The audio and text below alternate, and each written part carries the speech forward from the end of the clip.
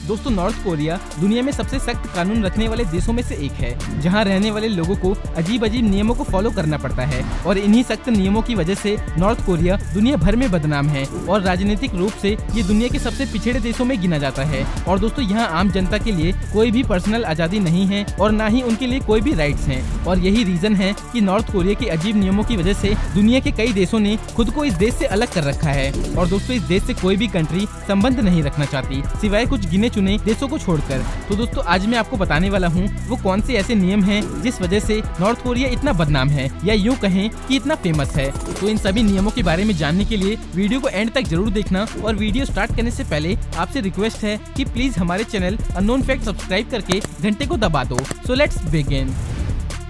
Don't disrespect. दोस्तों North Korea में किम परिवार का राज चलता है, जहां इनकी तीसरी जनरेशन सत्ता को संभाले हुए है, जबकि इनसे पहले इनकी 2 पीढ़ियों ने इस देश पर हुकूमत चलाई थी, जिनका सीधे नाम लेना भी उनकी शान में गुस्ताखी मानी जाती है। यहाँ इनकी बात करते वक्त आपको इनके नाम के आगे डियर लीडर शब्द का प्रयोग करना पड़ता है और अगर किसी ने गलती से भी इनका नाम यूं ही ले लिया तो उसको अपराधी माना जाता है और उसको सजा भी दी जाती है। और दोस्तों इस देश में सजा दुनिया के सभी देशों से अलग तरीके से मिलती है, जिसमें से सबसे बड़ी सजा 3 जनरेशन पनिशमेंट है। इस नियम के हिसाब से अगर कोई इंसान किसी बड़े अपराध का दोषी पाया जाता है तो उसके साथ साथ उसकी आने वाली 3 पीढ़ी को भी उम्र कैद की सजा दी जाती है, जिन्होंने अभी गुनाह भी नहीं किया होता। दोस्तों इस नियम को 1972 में किम इल संग ने लागू किया था, जिनका मानना था हम ऐसी सजा देकर ऐसे क्राइम करने वाले लोगों के साथ साथ उनकी जड़ों को भी खत्म कर देंगे, ताकि भविष्य में फिर से दोबारा ऐसा अपराध करने से पहले उन्हें 100 बार सोचना पड़े। दोस्तों किम इल संग इस देश के पहले शासक थे, जिनकी मौत 1994 में हो गई थी और इनको ग्रेट जनरल के नाम से भी जाना जाता था। इनके बाद किम जोंग के फादर किम जोंग इल ने इस देश की बागडोर संभाली, जिन्होंने 2011 तक इस देश पर राज किया और इन्हें रिस्पेक्टिवली सुप्रीम लीडर कहा जाता था। और दोस्तों किम जोंग के फादर के मरने के बाद 2011 से अब तक किम जोंग उन का शासन चल रहा है। रिलीजन।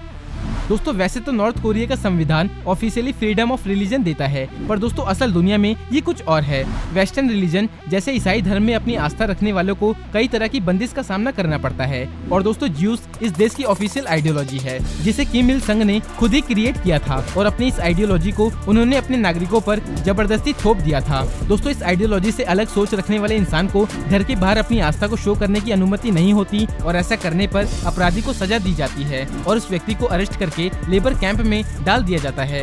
ऐसे में क्रिश्चियन या दूसरे धर्म को फॉलो करने वाले लोग छुपकर पूजा पाठ करते हैं और दोस्तों कुछ लोग तो अपनी अगली जनरेशन को अपने धर्म के बारे में बताते ही नहीं हैं, ताकि उनके बच्चे इस समस्या से बचे रह सकें। लेकिन फिर भी दोस्तों यहाँ क्रिश्चियन की एक बहुत बड़ी संख्या आज भी मौजूद है। जापान से अलग होने से पहले क्रिश्चियन मिशनरी काफी एक्टिव थी, जिन्होंने यहाँ पे इस धर्म को तेजी से फैलाया था और आज भी यहाँ पे करीब 20% से ज्यादा लोग क्रिश्चियन हैं। American ban from north Korea.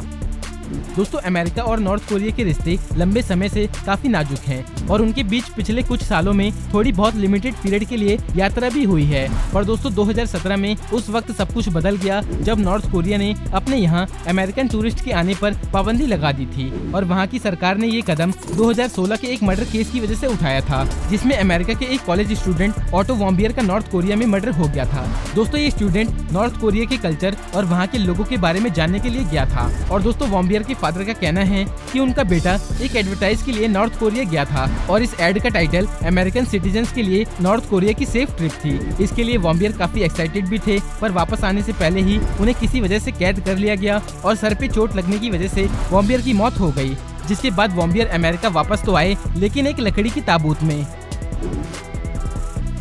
No foreign trip.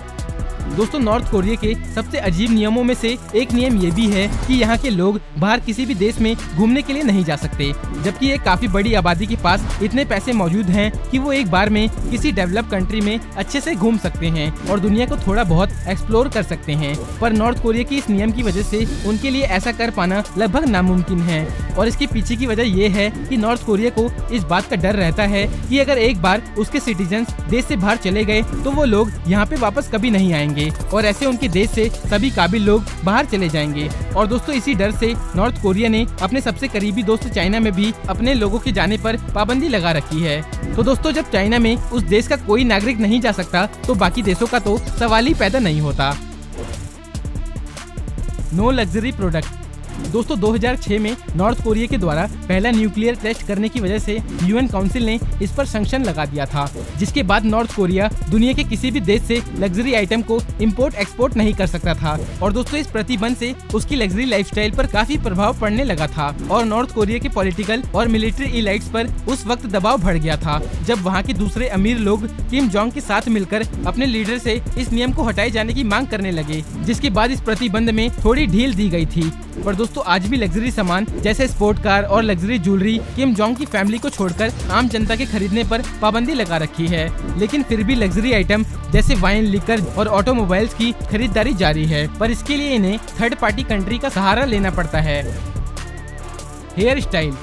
दोस्तों इस देश में रहने वाले किसी भी आम आदमी या औरत को अपनी मर्जी के मुताबिक हेयर स्टाइल बनाने की छूट भी नहीं है। इसके लिए बकायदा सरकार की तरफ से जारी हेयर स्टाइल की एक लिस्ट भी बनाई गई है, जिसे यहाँ के रूलर किम जोंग ने खुद ही पास किया था। पर दोस्तों इसमें से कोई भी हेयर स्टाइल किम जोंग की हेयर स्टाइल से मैच नहीं कर सकती, क्योंकि उनकी तरह बाल कटाने पर आपको जेल भी जाना पड़ सकता है। दोस्तों एक जर्नलिस्ट ने अपनी रिसर्च करने के बाद ये 2 पोस्टर रिलीज किए थे, जिसमें उन हेयर स्टाइल को दिखाया गया था जो कि इस देश में लागू किए गए हैं। नॉर्थ कोरिया की 70वीं सालगिरह पर इस देश पर राज कर रही सरकार की तरफ से सेंट्रल कमेटी ने पब्लिक को एक स्पेशल इंस्ट्रक्शन दी थी, जिसके बाद वहां रहने वाले लोग अपने हिसाब से फैशन भी नहीं कर सकते और अपने हेयर स्टाइल को दी गई इंस्ट्रक्शन के हिसाब से ही सेट कर सकते हैं, क्योंकि वहां की सरकार का मानना है कि आप फैशन के नाम पर कुछ भी करके हमारी सोशल लाइफस्टाइल को प्रभावित कर सकते हैं। Real estate. दोस्तों नॉर्थ कोरिया में रियल एस्टेट की खरीदारी करना पूरी तरह से बैन है और हर्मिट किंगडम में तो किसी भी तरह का प्राइवेट एंटरप्राइज खोलना ऑफिशियली मना है, जिसकी वजह से वहां रहने वाले आम लोगों को अपनी जरूरत का सामान महंगे दामों पर खरीदना पड़ जाता है, क्योंकि जब भी वहां की सरकार किसी वस्तु की मांग पूरी नहीं कर पाती, जैसे खाने पीने का आइटम, दवाई, कपड़े या और भी जरूरी सामान, तो वहां की जनता को अपनी जरूरत का सामान खरीदने के लिए ब्लैक मार्केट से परचेज करना पड़ता है, जहां इन चीजों को बेचने वाला मनमाने ढंग से पैसे वसूल करता है और वहां की जनता को आंख बंद करके बेचने वाले पर भरोसा करके खरीदना पड़ता है, जिसके खराब होने या पसंद न आने पर उसकी कोई वापसी नहीं हो सकती। पर दोस्तों पिछले कुछ सालों में किम जोंग ने इस समस्या को देखते हुए इन नियमों में कुछ ढील दी है, जैसे नॉर्थ कोरिया की बहुत सी जगहों पर अनऑफिशियल एंटरप्राइज को खोलने का बढ़ावा मिला है। सरकारी एरिया में माइनिंग की छूट मिल जाने से उन स्टेट्स को भी काफी बड़ा इकोनॉमिक सपोर्ट मिला है, जिससे नॉर्थ कोरिया की जीडीपी में कुछ हद तक सुधार आने की उम्मीद है, जो कि वहां के आम लोगों के लिए बड़ी खुशी की बात है। Apple and western tech company.